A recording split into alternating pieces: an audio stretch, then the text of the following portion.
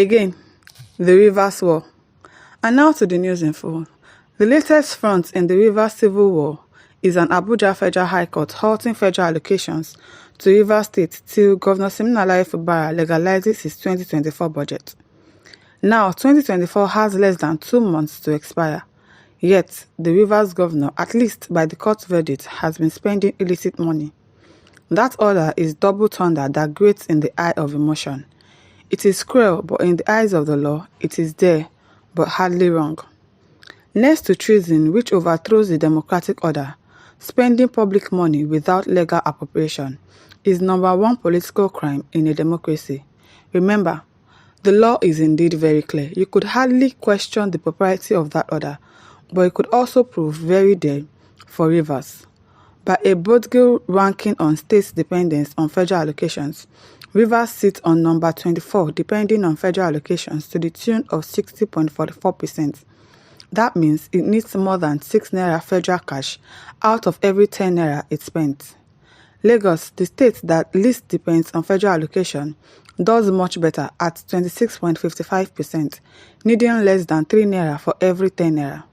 Rivers does worse than Hinterland Osun with no oil wealth, 60.11%, but far better than the other 3 oil moguls Bayelsa, 92.17%. This state's internally generated revenue is near zero. Akwa Ibom, 86.29%, and Delta, 83.88%. Nigeria's oil-rich states should really do better to grow their IGRs, but back to the Rivers blight.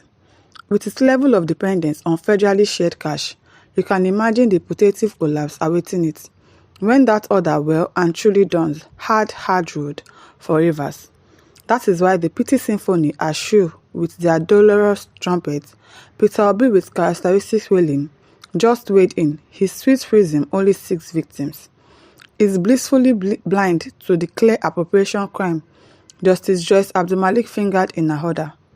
To Obi and Wailing clan, there is neither joy nor justice from that Joyce.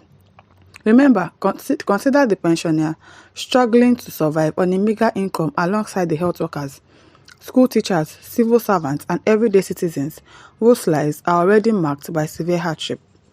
Obi read, eye bleary with bumper tears, how much can they endure? This latest development risks pushing them even further into distress, even into untimely death by compounding their challenges they face each day. For good measure, severe hardship is not so subtle. Dig at Abuja. Can't steal the suit has a deep partisan root. The 27 Rivers Assembly members loyal to Nyesom Wike, ex-River governor but sitting FCT minister, took the case to court. Though on the solid ground of the governor spending public money without proper appropriation. Proper is key here, for Governor Fubara could also counter that he passed the budget through a 4-man legislature, down from the 5 loyal to him, since Edison Ehe, the former speaker that resisted Fubara's rushed impeachment attempt, has since resigned to become Fubara's chief of staff. He could even double down on that by claiming that the 27 lawmakers, now after his scalp, has crossed over to APC from PDP, on which platform they sought and won election, and had forfeited their seats on the basis of that sole defection. Indeed, this twin claim Fubara has always pushed no crime. Still, can a claimant come to judgment and reward himself victory? This is a major chink in Fubara's armor. Turning a mere claim into gubernatorial power is nothing but self-help. Self-help is the diametric opposite to due process.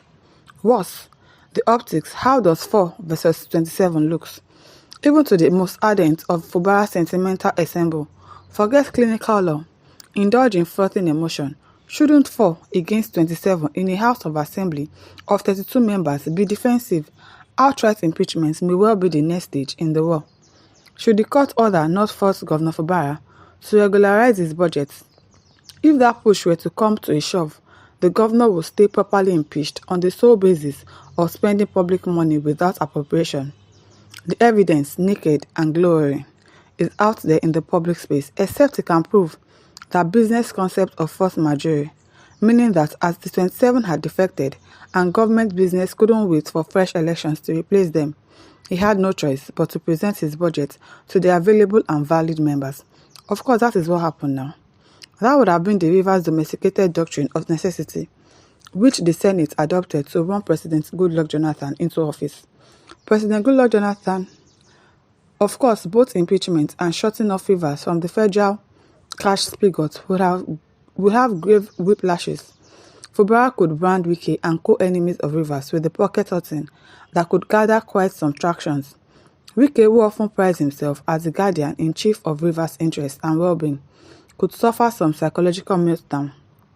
Worse, the so-called structure for which Wike risked everything would have come unstuck, if not already unstuck, and the friends turned foes now fishing for fresh alliances for 2027. Still, the impeachment would happen and the heavens won't fall, which prompts the wise to ask, is this fight to finish really worth the while? But others are quick to riposte. It's the only way River knows.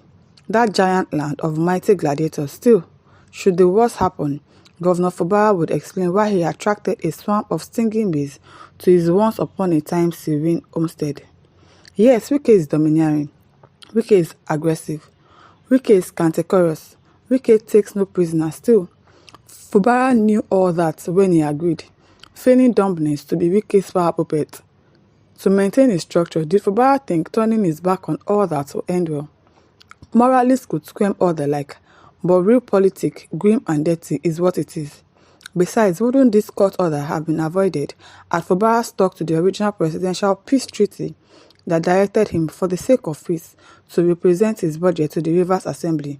Read Wike's sworn loyalist. Had he done that, wouldn't he have craftily exposed the excesses of the Wike side and thrown them on the defensive to gain some concession? But no, Fubara would rather be egged on by brazen Ijaw tribalists, some of them ace conflict entrepreneurs who saw the Wike Fubara thief a growth area to milk. They were not there when Wike and Fubara were striking their deal. They would not also be there when the chips are down, and Fubara stands alone and naked.